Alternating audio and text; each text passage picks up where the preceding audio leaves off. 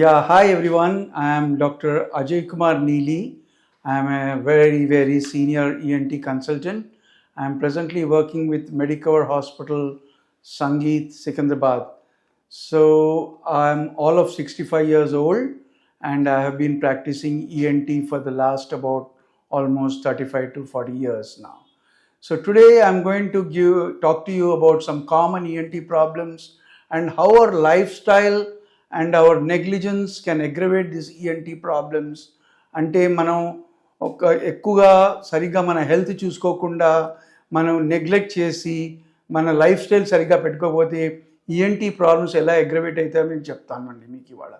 So almost 60% of the out patients which come to the hospital come with ENT problems.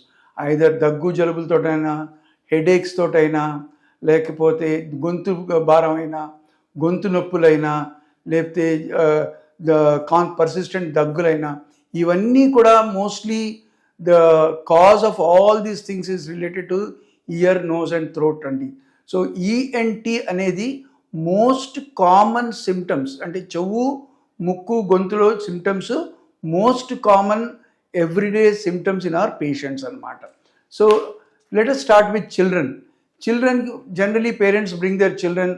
ఫ్రీక్వెంట్గా జలుబులు అవుతుంటే మా పిల్లలకి ఎప్పుడు ముక్కు తడిగా ఉంటుంది, సరిగ్గా పడుకోవడం లేదు రాత్రి. This is the most common symptom with which parents come and bringing their children.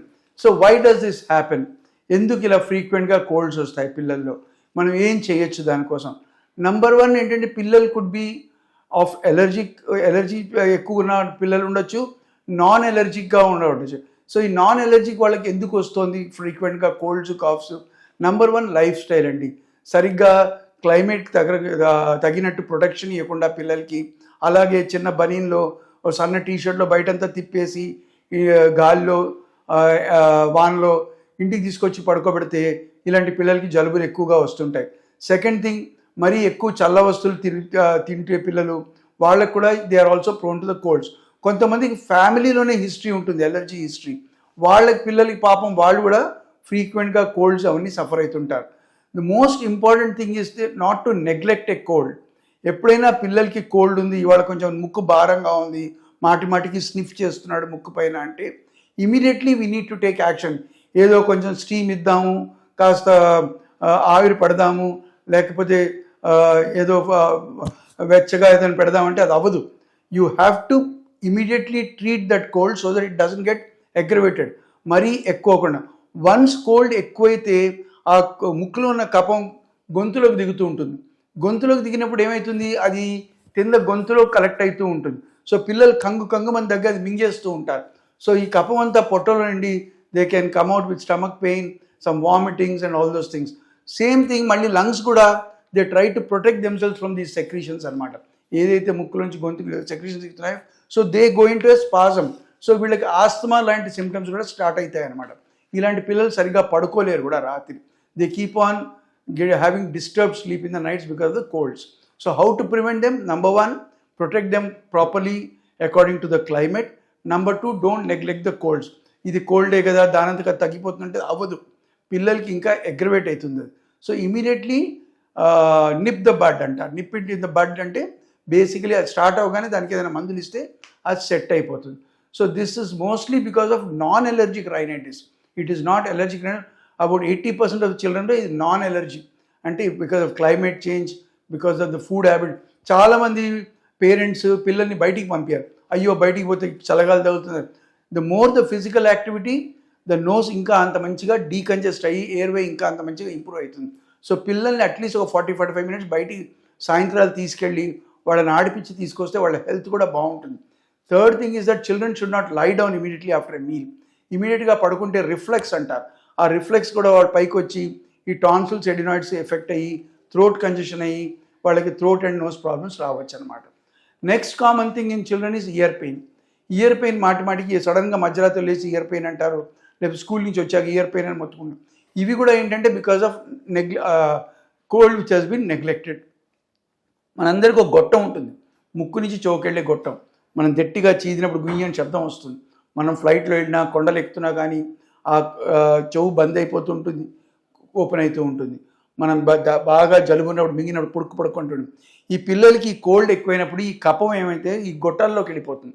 గొట్టాల్లోకి వెళ్ళిపోయి చౌతరి వెనకాతలు పోయి జమ అయినప్పుడు సివియర్గా పెయిన్ వస్తుంది అనమాట పిల్లలకి. ఇది వ్యాక్స్ వల్ల కాదు. జనరలీ వ్యాక్స్ అంది ఉందనుకొని పరిగెట్టి వస్తారు మా దగ్గరికి, సార్ వ్యాక్స్ కింద డ్రాప్స్ ఇచ్చేయండి, లేకపోతే ఈ వ్యాక్స్ తీసేయండి తగ్గిపోతుందని. చెవుల్లో చూస్తే వ్యాక్సే ఉండదు అసలు. వ్యాక్స్ కాకుండా ఈ గొట్టం వల్లే most of the time ear pain ఉంటుంది.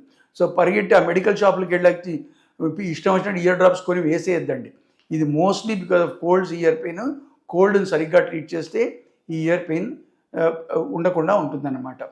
అండ్ లాస్ట్లీ, ఎవరైతే చిల్డ్రన్కి ఫ్రీక్వెంట్గా ఫీవర్స్ వస్తాయి జలుబుల వల్ల, ఎవరైతే బాగా ఫ్రీక్వెంట్గా ఎవ్రీ 2 months యాంటీబయాటిక్స్ అవసరం పడుతుందో వీళ్ళని డెఫినెట్గా మనం లోపల ఎగ్జామిన్ చేస్తే వాళ్ళకి పెద్ద పెద్ద టాన్సిల్స్ అయినా కనిపిస్తాయి మనకి, లేకపోతే ఎడినాయిడ్స్ అయినా కనిపిస్తాయి.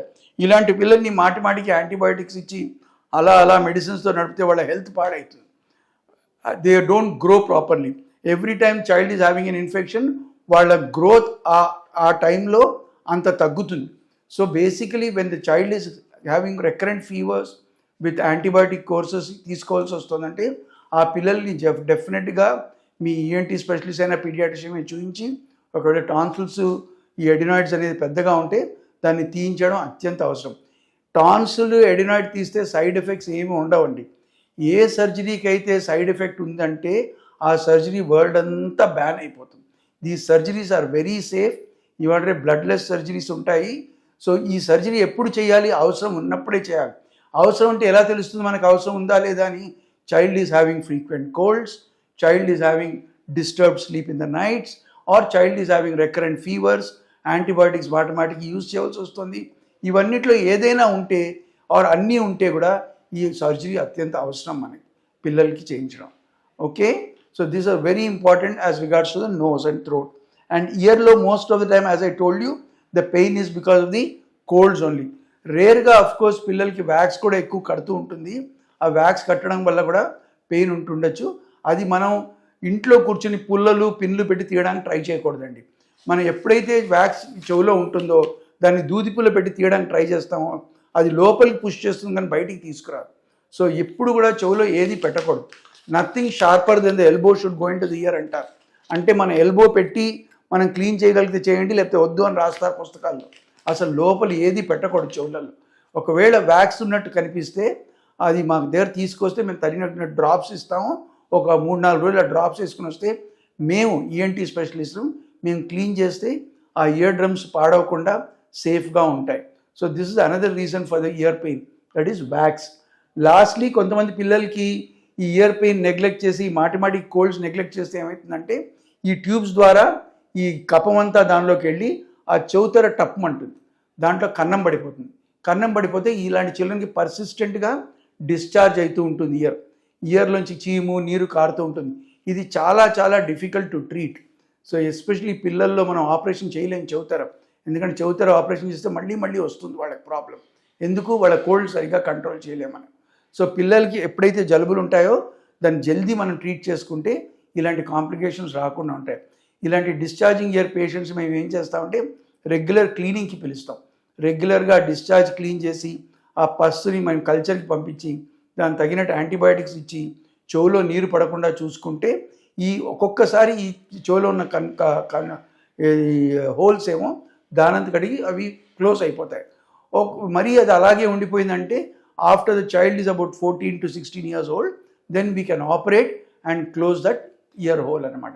This is about the problems in children.